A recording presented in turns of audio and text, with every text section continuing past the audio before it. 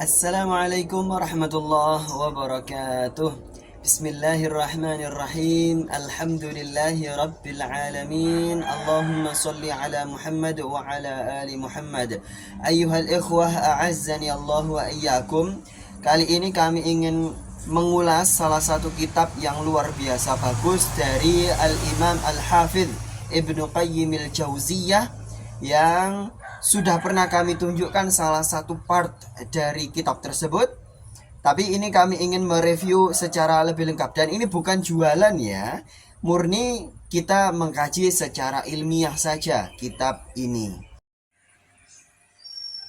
Alhamdulillah, ini sebagian kecil dari pustaka yang kami punya secara pribadi dan menjadi bahan kajian kami melalui channel Quantum Fikih ini. Nah, kali ini kami ingin menunjukkan ada satu kitab yang Masya Allah jamil jiddan. Kitabnya adalah Jila'ul Afham, tapi di sini oleh penerjemahnya dibaca dengan Jala'ul Afham, tidak masalah. Itu yang menjadi fokus kajian kita pada video ini. Ma'asyiral viewers wa subscribers rahimani wa rahimakumullah. Sebelum kita mengkaji kitab Jila'ul Afham tadi di perpustakaan kami ingin menunjukkan satu kitab yang masih manuskrip tapi belum pernah diterbitkan. Ini karya Al-Ustadz Al-Hajj Dr. Ainul Haris bin Umar Thayyib rahimahullahu ta'ala, salah satu ikonik dakwah salaf di Surabaya. Bahkan beliau melanglang buana di dakwah salaf cukup banyak, bisa dibaca di bagian profil beliau, dan channel beliau juga ada, tapi beliau sudah wafat kembali kepada Allah Subhanahu wa taala. Nah, di sini ini adalah manuskrip disertasi beliau yang berjudul Pemikiran Muhammad bin Abdul Wahhab tentang Kenabian. Ya, ini tahun 2012. Masya Allah, ketika kami masih belajar ya, dan sampai sekarang juga memang masih belajar.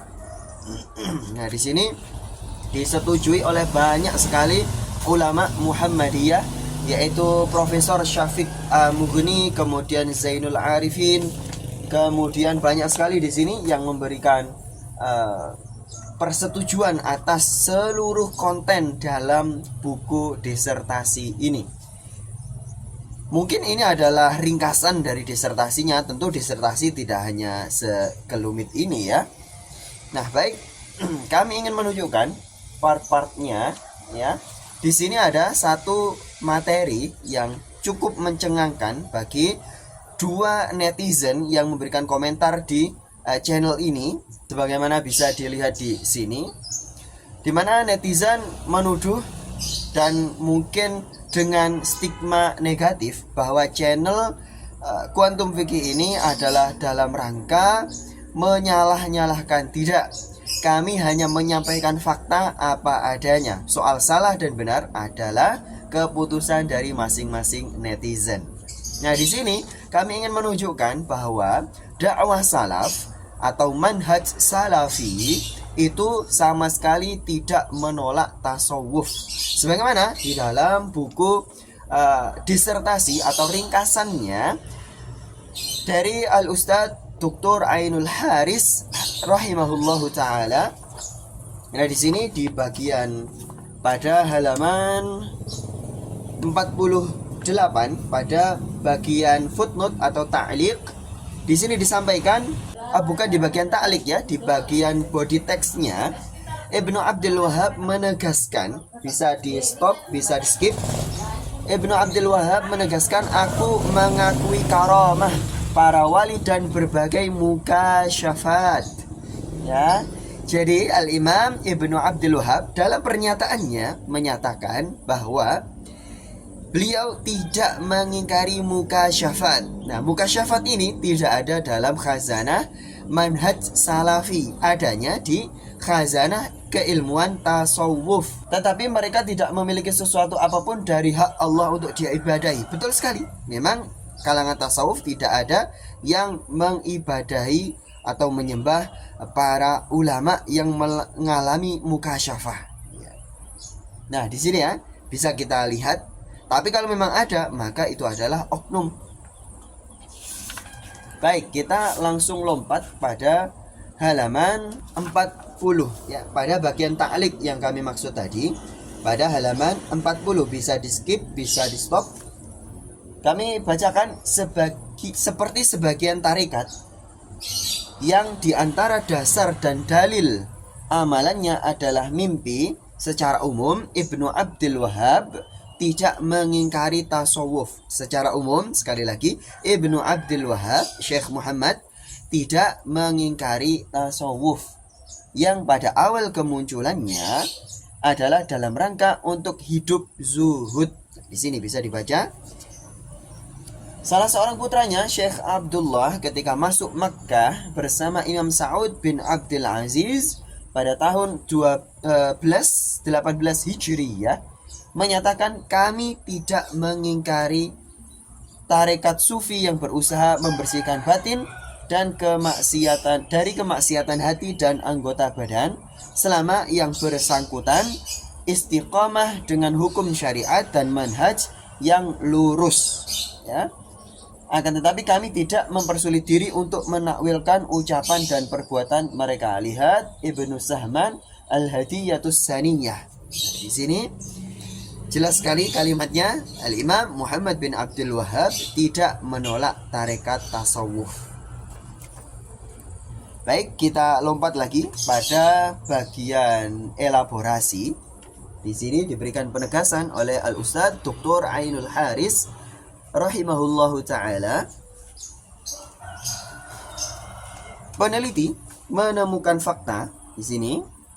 Peneliti menemukan fakta bahwa dalam sebagian pandangannya tentang kenabian, ia memiliki pandangan yang sama dengan kaum sufi. Ia memiliki pandangan yang sama dengan kaum sufi.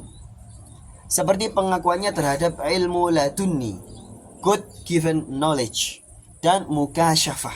Al-Imam Muhammad bin Abdul Wahhab mengakui ilmu ladunni, sekali lagi ya, dan mukasyafah, terbukanya tabir sebagian alam ghaib. Ya, selain itu dalam kesehariannya ia, yaitu Syekh Muhammad bin Abdul Wahhab, ternyata seorang yang zuhud, tidak lepas dari zikir dan menjalani suluk sebagaimana pada umumnya orang-orang sufi. Akan tetapi semua itu tetap dalam koridor pemahaman as-salafus salih yang tidak keluar dari akidah ahlus sunnah wal jamaah. Jadi ma'asyiral viewers was subscribers, jelas sekali, dan sebetulnya kami sudah menyusun jurnal terkait dengan masalah ini, bahwa Syekh Muhammad bin Abdul Wahhab itu tidak menolak tasawuf. Begitu juga Al-Imam Ibnu Taimiyah. Fakta-faktanya memang berbicara demikian ya. Dan sebetulnya sudah juga kami tayangkan video analisis kami terkait dengan masalah ini ya.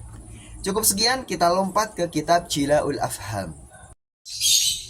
Tayyib ayyuhal ikhwah, a'azzani Allah wa iyyakum. Ini kitab sudah ditahqiq oleh Syekh Masyhur bin Hasan Ali Salman rahimahullahu ta'ala. Dan sebelumnya di beberapa video kami tayangkan juga versi Arab dari kitab ini yang sudah ditahqiq oleh Syekh Dr. Bakr Abu Zaid rahimahullahu ta'ala. Nah, di sini kami ingin menunjukkan satu sunnah yang mahjurah, di mana sunnah tersebut adalah yakni memperbanyak bacaan sholawat dalam momen-momen tertentu. Ini bisa kita lihat pada bagian daftar isinya. Ya, di sini ada momen-momen yang mungkin di luar mainstream manhaj salafi untuk memperbanyak sholawat pada momen-momen tersebut, yaitu apa? Yaitu ketika orang-orang berkumpul sebelum berpisah, kemudian ketika selesai talbiyah, saat menyentuh Hajar Aswad, Al-Hajarul Aswad, kemudian pada saat berdiri di atas makam beliau sallallahu alaihi wasallam, apabila pergi ke pasar, mendatangi undangan atau semacamnya, ketika bangun dari tidur malam juga disunnahkan oleh Al-Imam Ibnu Qayyim al-Jauziyah berdasarkan hadis dan asar dari para salafun salih untuk memperbanyak sholawat pada momen-momen ini, termasuk ketika usai khatam Al-Quran, kemudian bangkit dari duduk apapun, kegiatan apapun, kemudian saat melihat masjid, bukan masuk ke masjid, melihat masjid itu pun dianjurkan untuk memperbanyak sholawat. Dan masih banyak lain kegiatan-kegiatan yang ditaksis oleh Al-Imam Ibnu Qayyim al-Jauziyah untuk membaca sholawat pada momen-momen tersebut ya. Nah, di sini kami ingin mengingatkan kembali apa yakni asar yang sudah kami bacakan dalam video yang sebelumnya, di mana pada hari Jumat ditaksis oleh Abdullah ibni Mas'ud untuk memperbanyak sholawat sebanyak 1000 kali sholawat minimal pada hari Jumat dengan sighat Allahumma sholli ala Muhammadin nabiyil ummi 1000 kali ya. Kemudian kami juga ingin menunjukkan, tadi sudah kita tunjukkan pelan-pelan ya dari sisi daftar isinya. Kami tunjukkan pada poin-poin yang cukup mengejutkan ya. Nah, di sini baik, saat menyelesaikan bacaan talbiyah dianjurkan mengucapkan sholawat. Saat menyentuh Hajar Aswad juga dianjurkan bersolawat. Biasanya yang menjadi mainstream dalam manhaj salafi adalah Bismillahi Allahu Akbar, karena memang hadisnya sahih dan tidak berarti tidak boleh ditambahkan dengan solawat. Maka di sini Al-Imam Al-Hafidh Ibnu Qayyim al-Jauziyah rahimahullahu ta'ala mensunnahkan bacaan solawat usai talbiyah sebagaimana teriwayatkan dalam athar salafun salih. Dan di sini dikatakan sholawat ini juga termasuk tuntutan, dalam artian bagian dari doa. Baik, ini riwayatnya juga komplit. Kami tunjukkan kitab Indonesianya saja supaya sebagian ikhwan yang tidak mahir berbahasa Arab bisa memahami dan tidak menuduh kami sebagai pentahrif teks.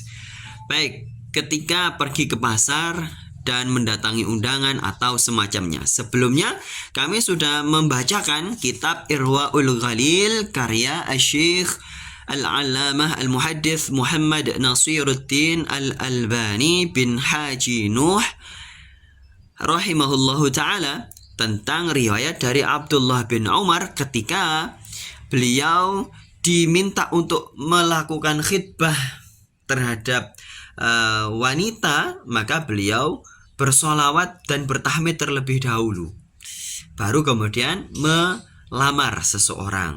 Ya. Baik, di sini memuji Allah dan bersalawat untuk Nabi serta memohonkan beberapa doa. Jadi dalam momen-momen apapun itu memperbanyak sholawat. Dan ini adalah manhaj salaf ya. Manhaj salaf adalah memperbanyak sholawat dalam berbagai macam momen, termasuk bangun dari tidur malam ya, yang kita tahu dan menjadi sunnah sebagaimana dalam kitab sholat sunnah atau sholat tahajud karya Syekh Dr. Sa'id Al-Qahtani rahimahullahu ta'ala, bahwa yang ada hadisnya itu adalah diantaranya membaca subhanallah walhamdulillah wa la ilaha illallah wallahu akbar la hawla wa la quwata illa billah la ilaha illallah wahdahu la syarikalah lahul mulku wa lahul hamdu wa huwa ala kulli syai'in qadir. Itu ketika bangun dari tidur pada malam hari. Dan juga membaca sambil melihat langit, yaitu apa? Inna fi khalqis samawati wal ardi wa ikhtilafil laili wan nahari la ayatil liulil albab, dan seterusnya. Baik, kemudian masih banyak yang lainnya. Pada intinya apa? Momen-momen ini menjadi satu pentakhsisan bacaan sholawat yang dilakukan oleh Al-Imam Ibnu Qayyimil Jauziyah. Maka dari itu inilah manhaj salaf, dan mari kita memperbanyak sholawat dalam momen-momen apapun, ya. Tafadhal dibaca kitab ini, bagus sekali, Masya Allah. Dan insya Allah nanti melalui channel ini kita akan mengkaji banyak hal, di antara sunnah-sunnah yang mahjurah. Subhanakallahumma wa bihamdika asyhadu an la ilaha illa anta astaghfiruka wa atubu ilaik. Assalamualaikum warahmatullahi wabarakatuh.